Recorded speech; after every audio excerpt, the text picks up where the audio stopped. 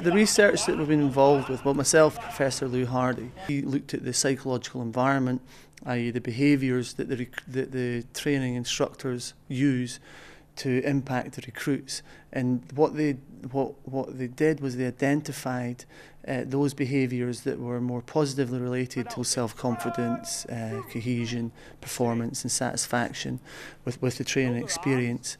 And then they try and identify and quantify, how much of the behaviour is being displayed by the section corporals. So how much do they behave in that way, and then the impact that has on the performance outcomes in the recruits.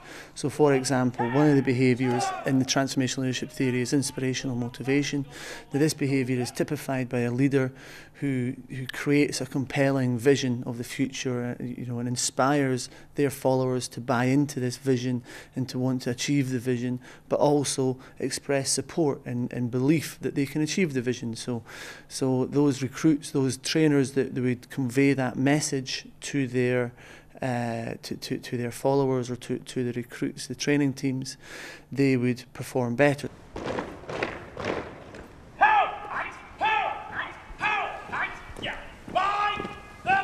So the military, what you people do, you're involved with elite performance, about getting the best out of people, about how to influence people, how to generate that desire and that need to perform at the top level all the time, okay? And what we're going to try and do is we're just going to try and pick out some bits of it. I hopefully have, at the end of this hour, is some steerage or some guidance for actual things that you can do to help create environments where elite performance happens. I think one of the biggest changes that we've made, particularly on the Master Coach course, is to spend more time letting the students find things out for themselves and then draw that together in order to have it based on sound academic theory. In this case, it's sports psychology, Deci and Ryan's self-determination theory, but at the same time being able to present it to people in everyday language that they can understand, that they can relate to, and that they can then easily use. What I want to do is to take you beyond that and to a theory that you as master coaches can use more effectively to meet your aims of coaching executively and motivating both upwards and downwards. So I, as a civilian academic, don't really know very much about the military environment. I've never been in the military, I've never had to experience that. But we do know a lot about motivation, about elite performance and performance under pressure and leadership and all those types of things. So we've got expert knowledge in that area, one might say, and the military personnel have the expert knowledge in their context, their operational, their job. And so what we do is we do a process of mapping over our knowledge to their knowledge, and this is where we work in partnership. We'd never tell them what they should be doing. We're just here as an encyclopedia, so to speak. 10 minutes! And that was the exercise earlier on today. Just did about the ball in the middle of the room, trying to explore, why do you behave in a certain way. And we've got social external pressures. We've got, this is what we do, we're in the army, this is what we do in the army, we're in the infantry, this is what we do as infantryers, we're here. It's what we expect of us, it's what we do. We've also got our internal bits. Actually, I really can't be arsed playing football right now. I'd rather just go and have a cup of tea, but I feel obliged to do it because that's what's expected of me. So you've got some internal stuff happening and some external bits. These two bits can muddle together and result in some behaviour. Basically, self-determination theory tries to answer the question of why we do what we do. If you have those three needs satisfied in an environment, people, humans will perform optimally. This is what the theory says. So we were talking about the autonomy, what it is, what it means, and you're all there. It was about choices, about if I had the decision, I'd choose to do this anyway. Competence is about feeling good, feeling as though you have an impact. Relatedness is about the bonds you have, your attachment to the army, your cat badge, your infantry. This is what makes us special. This is what makes us different. This is what makes our team better than your team. It's that relationship you have with the people in your units, in your organisation.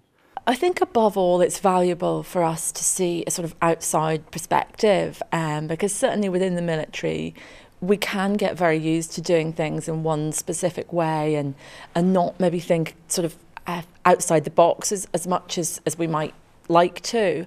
And particularly through Callum seeing a lot of it as an outsider, I think we can really benefit from things that we might not necessarily notice ourselves because we're so used to them, and him sort of suggesting other ways we might like to think about it.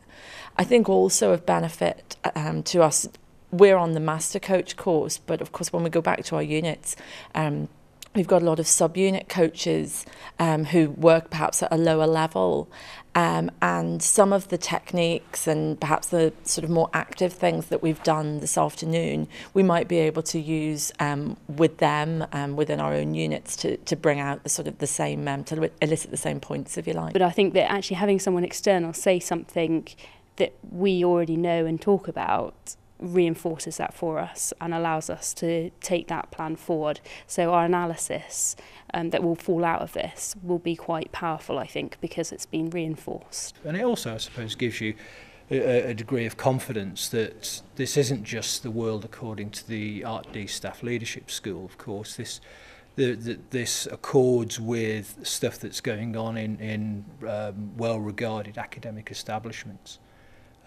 So again, it's a kind of a force multiplier in terms of what I'm learning has relevance and credibility. Therefore, when I apply it back in the workplace, I've got that kind of confidence behind it. The British Army have really embraced this approach to it, the sort of modernisation of training, using contemporary theories from mainstream psychology, sports psychology, to try and maximise their performance, because after all they are elite performers in their own world. They're, you know, arguably the best army in the world, and they need to be that way, so they need to try and maximise their performance. And in order to do that, you need to get as much knowledge as possible about what factors will predict high levels of performance.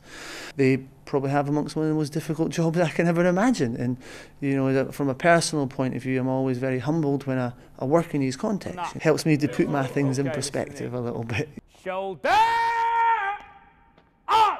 1, 2, 3, 1, 2, 3, 1, 2, 3, 1. That is 1. Start easy.